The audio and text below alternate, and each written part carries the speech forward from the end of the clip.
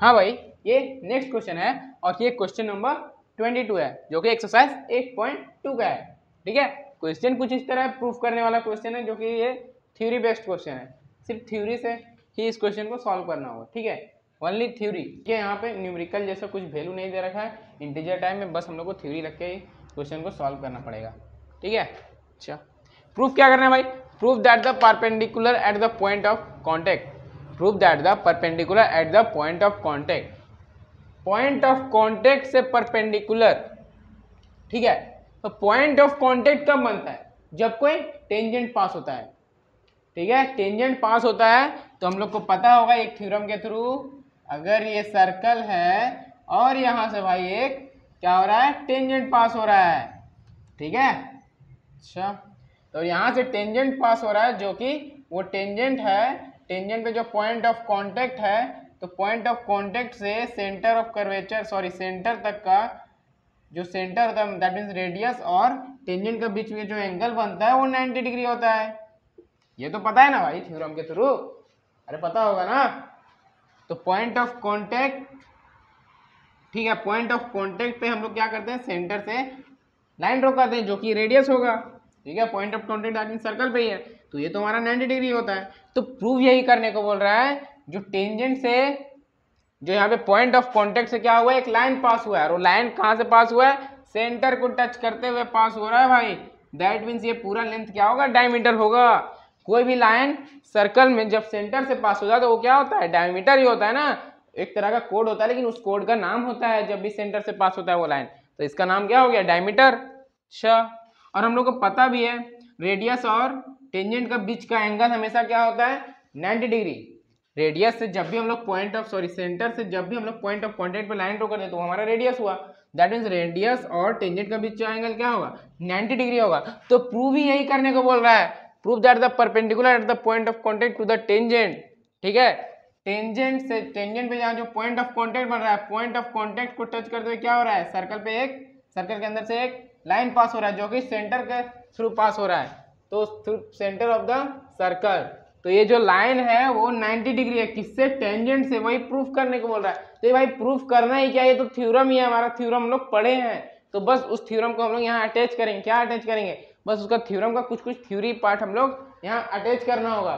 ठीक है, क्या अटैच करना होगा, उस थ्योरम का छोटा छोटा पार्ट अटैच करना होगा, क्योंकि वो थ्योरम से तो हम लोग डायरेक्ट इस क्वेश्चन को बोल सकते हैं कि हम लोग थ्योरम पढ़े तो उसका तो अप्लाई करना होगा ना भाई। क्वेश्चन में अप्लाई करने के लिए थ्योरम पढ़े ना, तो यहाँ तो अप्लाई करना ही होगा, तो डायरेक्ट उस थ्योरम को हम लोग लिखेंगे। ठीक है, ठीक है, तो इस सेंटर को हम लोग मान लेते हैं O मान लेते हैं, इसको हम लोग P मान लेते हैं, इसको Q मान लेते हैं, इसको R मान लेते हैं। कोई दिक्कत है क्या, नहीं ना। हम लोग लिखेंगे एज वी नाउ दैट, जैसे हम लोग जानते हैं, एज वी नाउ दैट, क्या जानते हैं जी, अ टेंजेंट, एक टेंजेंट जो कि सर्कल पे कोई भी पॉइंट पे टच कर रहा है, tangent at any point of circle is perpendicular to the radius through, किसके थ्रू, पॉइंट ऑफ कांटेक्ट के थ्रू। पॉइंट ऑफ कांटेक्ट क्या है हमारा, जो टेंजेंट जिस पॉइंट पे, सर्कल के जिस पॉइंट पे टच करता है उस पॉइंट को हम लोग क्या बोलते हैं, पॉइंट ऑफ कांटेक्ट बोलते हैं। इस थ्योरम के थ्रू हम लोग डायरेक्ट बोल सकते हैं, हम लोग जानते हैं tangent at any point of circle, कोई भी टेंजेंट सर्कल पे कोई भी पॉइंट पे जो कि परपेंडिकुलर होता है, किससे, रेडियस से होता है। कब, जब रेडियस पॉइंट ऑफ कांटेक्ट से पास होता है। रेडियस कहाँ से पास होता है, उस टेंजेंट का पॉइंट ऑफ कांटेक्ट से, तो हम लोग तो पहले से ही जानते हैं। चलो इसके बाद हम लोग एक काम करते हैं, इस पॉइंट को हम लोग P मान लेते हैं, क्योंकि पॉइंट ऑफ कांटेक्ट P से स्टार्ट होता है, तो इसको हम लोग P मानते हैं और इसको हम लोग Q मानते हैं। ठीक है, इधर PQ टेंजेंट है और PR क्या है, डायमीटर है। तो इसके बाद हम लोग क्या लिख सकते हैं, at the point of contact P, RP जो है वो परपेंडिकुलर है, किससे, RP is perpendicular to the tangent PQ।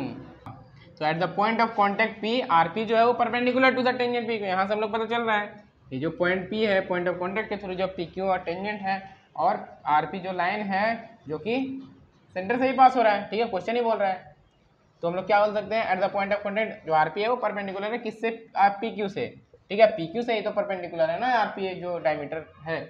और हम लोग क्या जानते हैं, वी आल्सो नो दैट, और हम लोग जानते हैं रेडियस जो है डायमीटर जो ऑलवेज कहाँ से पास होता है, सेंटर से ही पास होता है। दैट मीन्स जो अभी हम लोग जस्ट एक्सप्लेन कर रहे थे लिखने से पहले, यही तो एक्सप्लेन कर रहे थे ना, रेडियस और डायमीटर हमेशा कहाँ से पास होता है, सेंटर से पास होता है। और क्वेश्चन भी बोल रहा है ये जो लाइन पास हो रहा है वो सेंटर से ही पास हो रहा है। दैट मीन्स ये जो सेंटर से पास हो रहा है वो हमारा क्या होना चाहिए, रेडियस और डायमीटर ही होना चाहिए ना।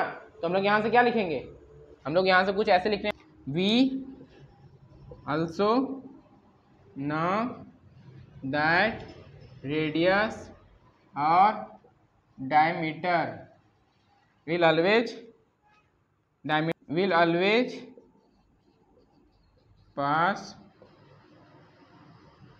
through the center of the circle, ठीक है। तो इसके थ्रू हम लोग क्या बोल सकते हैं, वी आल्सो नो दैट, हम लोग क्या जानते हैं, रेडियस और डायमीटर कहाँ से पास होता है, will always pass through the centre of the circle. Therefore हम लोग यहाँ से पहले तो समझे थे तो उसको लिखना भी तो पड़ेगा ना भाई, दिखाना होगा ना। Therefore P R is diameter of the circle, therefore P R is diameter of the circle, means it is prove, जो हमारा पी आर है वो क्या है, सर्कल का डायमीटर ही निकला, ठीक है। तो इस ये इतना सारा इक्वेशन है, ये जो थ्योरी लिखे हैं इसके थ्रू हम लोग डायरेक्ट बोल सकते हैं क्या, जो पी आर जो पास हो रहा है सर्कल का डायमीटर है, ठीक है, जो कि सेंटर से पास हो रहा है। परपेंडिकुलर पी आर जो है पासेस थ्रू, कहाँ से पास हो रहा है, सेंटर ऑफ द सर्कल, जो कि हम लोग को प्रूफ करना था, जो कि हम लोग इजीली प्रूफ कर पाए, डायरेक्ट थ्योरी लिख पाए और डायरेक्ट थ्योरी लिख के प्रूफ कर देते। एक क्वेश्चन हम लोग को डायरेक्ट दिमाग में सॉल्व हो गया, दिमाग में सॉल्व होना, और दिमाग में सॉल्व होने के बाद जस्ट हमने क्या लिखा, जो दिमाग में हम लोग रिकॉल किए थे उसको जस्ट यहाँ पे पुट करके कुछ कुछ लिखते गए और हमारा प्रूफ हो गया, ठीक है। तो एग्जाम में ऐसे ही पेपर देखना चाहेगा तो ऐसे करके लिखोगे तो फुल मार्क्स आपको 100% मिलने वाला है, ठीक है। और ये सब अच्छा क्वेश्चन है, जनरली बच्चे प्रूफ देख के डर जाते हैं, प्रूफ वाला क्वेश्चन, और रहता कुछ नहीं है, थ्योरम बेस्ड क्वेश्चन है, प्रूफ तो हो ही जाएगा ना थ्योरम के थ्रू भाई। थ्योरम बना ही क्यों है, क्वेश्चन को हेल्प करे, क्वेश्चन को मदद करे, उससे आप जल्दी से जल्दी क्वेश्चन सॉल्व कर पाओ, ठीक है। नेक्स्ट क्वेश्चन, क्वेश्चन नंबर 23, जो कि हम लोग अगले लेक्चर में देखने वाले हैं।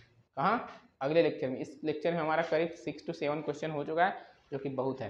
तो ये हमारा लेक्चर नंबर 4 यहीं पे कंप्लीट हो रहा है, और मैं आगे भी क्वेश्चन नंबर 23 से अच्छे से क्वेश्चन का सॉल्यूशन देने वाला हूँ।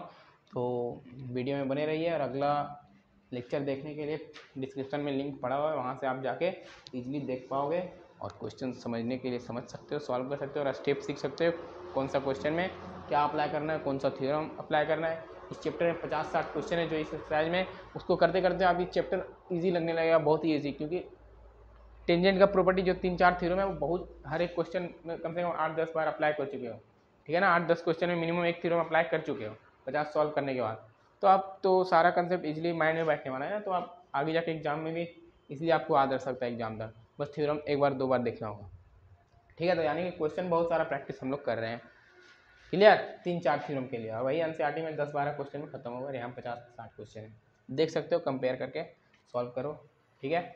बने रहो, मिलते हैं नेक्स्ट लेक्चर में, लेक्चर नंबर 5 में, ठीक है।